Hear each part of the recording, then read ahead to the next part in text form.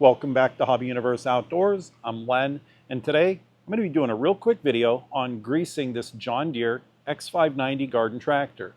Now this process is mostly going to be the same for all the John Deere X500 Series garden tractors. The only exception might be on the mower deck. Depending on the age of the mower deck, the Zerk fittings might be located in a different spot, but I'll explain that when we get to that point. Now I do have the snowblower hooked up to the garden tractor right now. It's February, it's been an absolutely miserable winter. I am very ready for spring, but it was time for me to come in and hit some of the Zerk fittings on the front of the garden tractor on that front axle.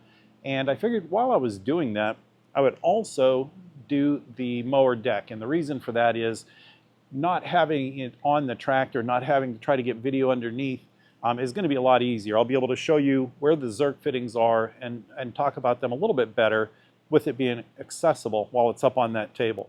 On the front of the tractor, you're going to have those 3 spots you're going to want to grease. You have these 2 steering spindles. You're going to have one on the left, one on the right side of the tractor. You're going to want to grease those. And then also in the front axle where it attaches to the center of the tractor, it's able to pivot. And there's going to be a grease fitting there as well.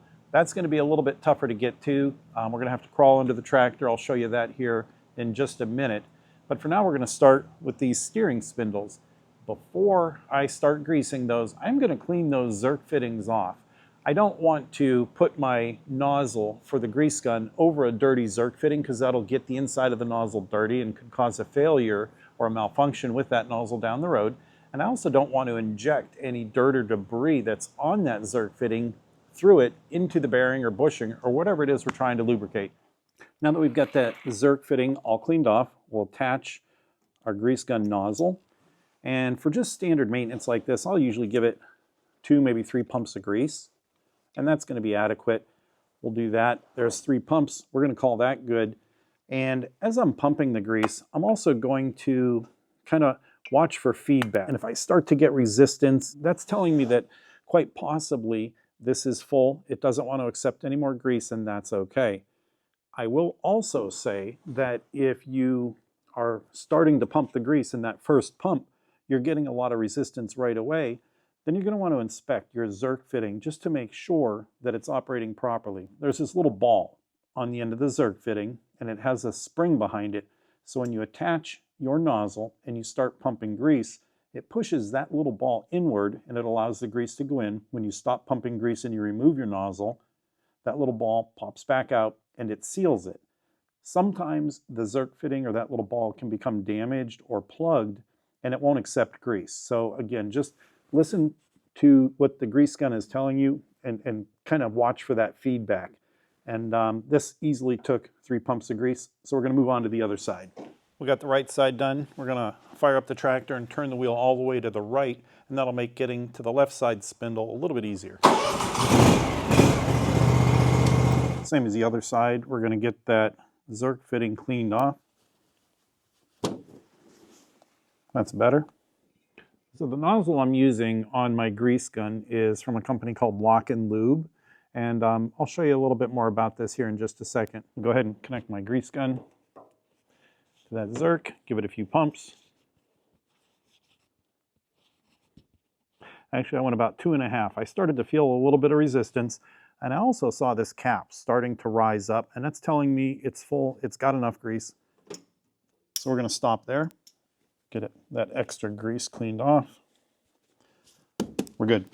We have one more to do on the tractor anyway, and it's going to be right in the center of the tractor. So you've got that front axle that passes from side to side. Right in the center of that axle is going to be a Zerk fitting. So with those brackets, if I can get in past those a little bit, I'll show you the Zerk fitting is going to be located right there. So I'm going to come up from the bottom, get some grease in there, and we can move on. As I mentioned earlier in the video, I wanted to show you what I'm using on the end of my grease gun for a fitting or a nozzle. And the one I'm using is called a lock-in lube. So my grease gun recently failed. I had the existing nozzle. It was an older one that came with it. It would not let go of a Zerk fitting, and I could feel it was getting worse and worse as time went on. It finally just grabbed this particular Zerk fitting, and it actually broke the Zerk fitting off inside the nozzle. So that was junk. I had to get a replacement. And when I was looking at options, I remember hearing some reviews about this lock and lube. Checked them out. Definitely not the cheapest option, but as we all know, cheap is not always the best way to go, not always the best option. So I did end up getting this, and it does look like it comes with a little rebuild kit too. So off to the side here, if I happen to wear this out, I can rebuild it.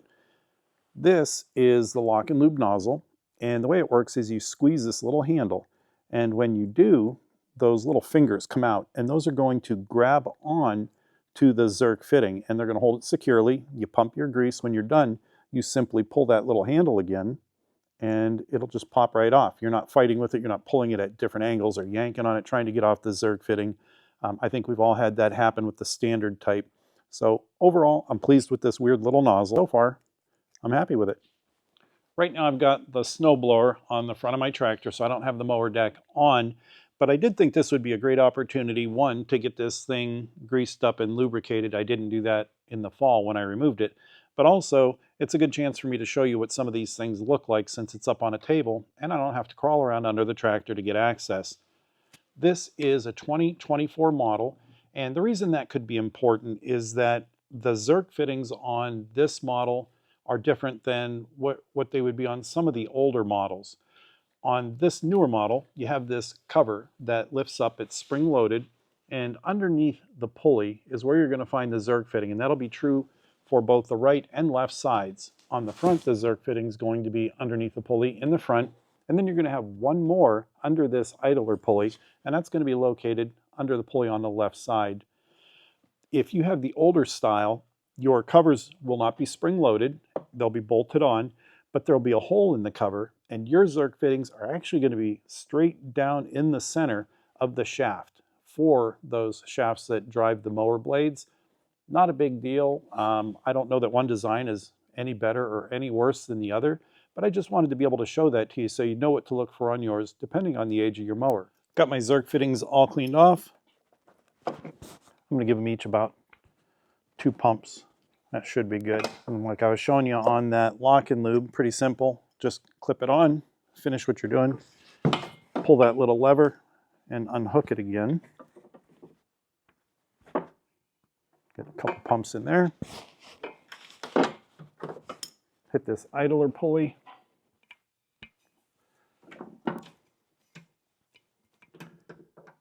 And we're good. Take a minute, wipe off any excess grease. I just don't like it on there. It collects dirt and dust and stuff. So if I can get some of that grease off, I just feel like it'll help keep things a little bit cleaner.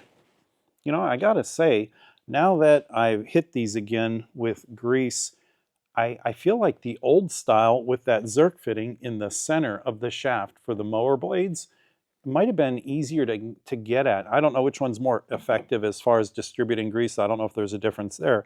But as far as access, and I'm not going to whine about it too much, it's not a huge deal, but that Zerk fitting underneath the pulley, just finding it and getting on there and getting my nozzle attached is kind of a pain in the butt. Again, it's not horrible, it's not a big deal, but if I had to choose one over the other, man, I just feel like that Zerk fitting in the center of the spindle was a little bit easier. That's just me though. As I said earlier in the video, the whole process of greasing the tractor, it doesn't take a lot of time. It really is important that you do it though. That grease that you put in there is going to help prevent water and moisture from getting in. It'll also help keep dirt and dust from getting in. And then obviously it's going to lubricate those metal parts that are rubbing up against each other, and that's going to help prevent premature wear. As always, I appreciate you taking the time to watch. If you're not already a subscriber and you enjoy content like this, make sure you hit that subscribe button. Thanks again. Be safe. Enjoy the rest of your day.